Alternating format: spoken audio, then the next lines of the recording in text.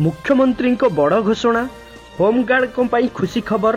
राज्य में कार्यरत हजार हजार होमगार्ड बड़ भेटी देइछन्ति मुख्यमंत्री मोहन चरण माझी। राज्य में गृह रखी होमगार्ड खुशी खबर।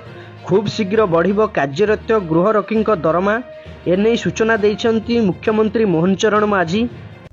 शक्ति को आहुरी अधिक वृद्धि करने आम गृहरक्षी जो कथा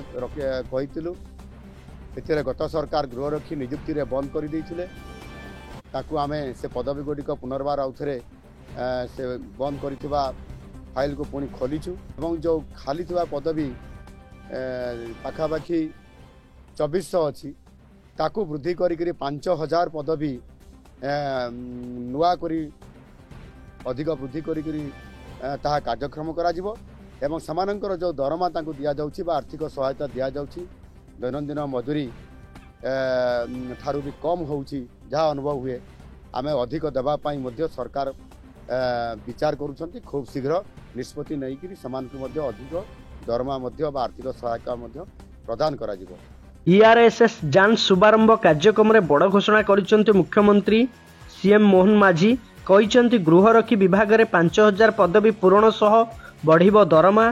खूब शीघ्र गृह विभाग में नियुक्ति नहीं प्रकाश पाइबे विज्ञप्ति। गृह विभाग में 10,000 पदवी पूरण हेबो। पुलिस बाहिनी को आहुरी सशक्त करा जिवो।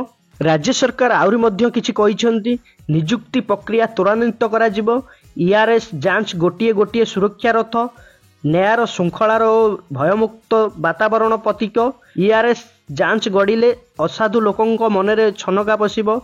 निर्भया कांड परी घटना एड़ाइबाकू यह सहायक हेबो। अपराधमुक्त अंचल गठन करने आमर लक्ष्य।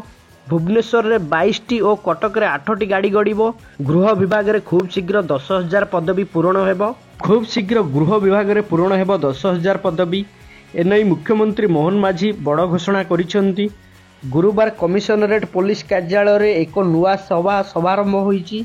एही अवसर में गृहरक्षी पदवी वृद्धि पाई घोषणा करिसेंति मुख्यमंत्री। से कहिसेंति गृहरक्षी नियुक्ति कटकणा को सरकार हटाई देइछन्ति। राज्य में 2416 गृहरक्षी पदवी पूरण पाई निष्पत्ति निया जाइछि।